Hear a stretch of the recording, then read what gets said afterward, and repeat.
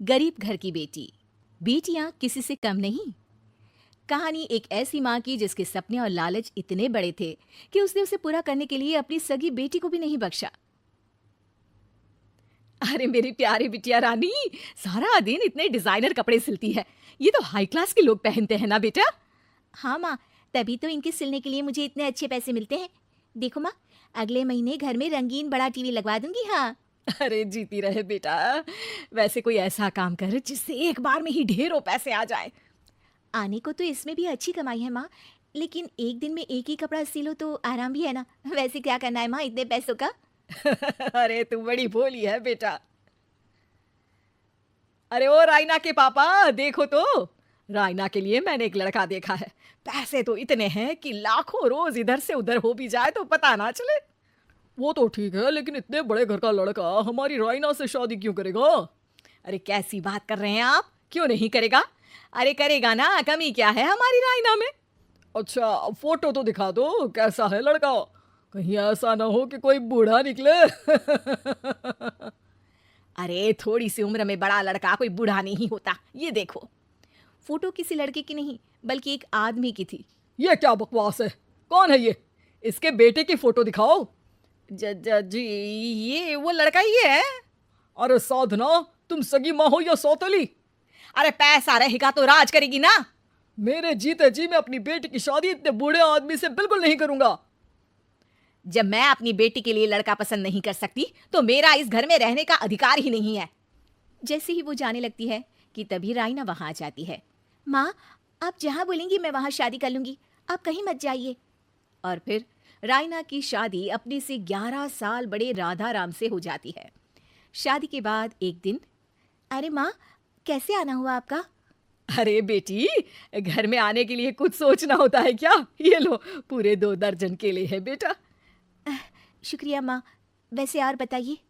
बेटा, तेरे पापा की तबीयत खराब हो गई है और तू तो जानती है कि उनकी कमाई कितनी है। अगर तुझसे कुछ पैसों का इंतजाम हो जाए तो। माँ, मेरे पास पैसे कहाँ से आएंगे? अरे वाह बेटी, तू तो गिरगिट की तरह रंग बदल रही है।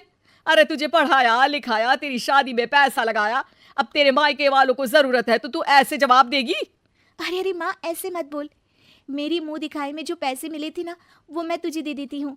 लेकिन अगली बार से आपको जब पैसों की जरूरत हो तो आप कुछ दिनों पहले ही बता देना। अरे ठीक है ठीक है, तो अभी से सुन ले, अगले महीने भी पैसों का इंतजाम करके रखना, मैं आकर ले जाऊंगी। तभी वहां रायना की सास आ जाती है। अरे अरे समधन जी, कैसे आना हुआ? और कुछ खाया पिया आपने? अब जी वो केले लाई हूँ पूरे 2 दर्जन। अब बेटी के ससुराल आना था तो खाली हाथ थोड़ी ना आती मैं। कोई बात नहीं बहन जी, आराम से बेटी से बात करिए, मैं और भी कुछ खाने को भिजवाती हूँ। सास के जाने के बाद साधना भी पैसे लेकर घर आ जाती है। अब दिन बीतते हैं। साधना हर महीने रायना के घर आती और पैसे लेकर चली जाती। लेकिन एक दिन अचानक रायना की सास का फोन साधना पर आता है। बहन जी, जैसे भी हो आप जल्दी से हमारे घर आ जाइए ना। हमारी बहू रायना को क्या हो गया है? न बोल रही है न हिल रही है।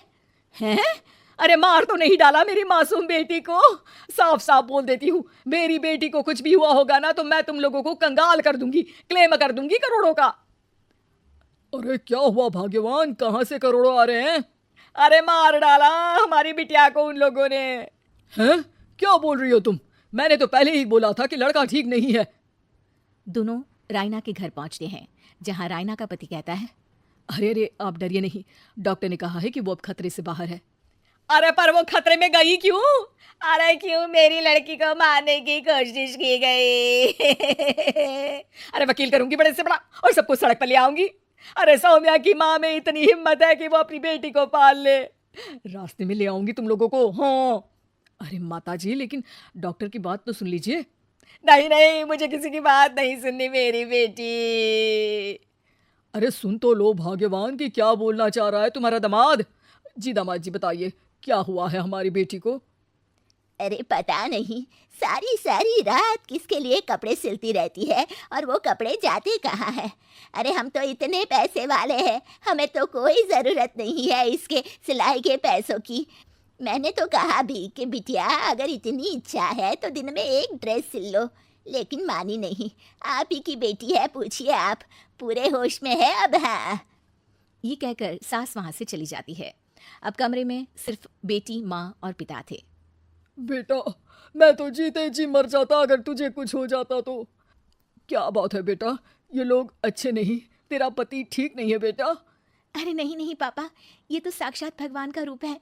मेरी सास तो मेरा पूरा ख्याल रखती है। ये लोग बहुत अच्छे हैं पापा। अरे तो फिर क्या जरूरत पड़ गई मरने की? माँ, पता ही नहीं चला, सारी सारी रात काम करती रहती। आपको पैसे भी तो देने थे, लेकिन ये नहीं पता था कि सेहत खराब हो जाएगी। अरे पैसे देने थे तो सास से या पति से लेकर दे देती। नहीं नहीं माँ, ये मेरे सम्मान के खिलाफ था। आप लोगों ने मुझे इस लायक बनाया है कि मैं आप लोगों की मदद अपने पैसों से करूं। पिता को साधना पर बहुत गुस्सा आता है, लेकिन साधना की आंखों में आंसू होते हैं।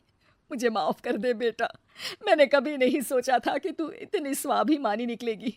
बेटा, मैंने अपने लालच में तेरा जीवन बर्बाद कर दिया, मुझे माफ कर दे बेटा।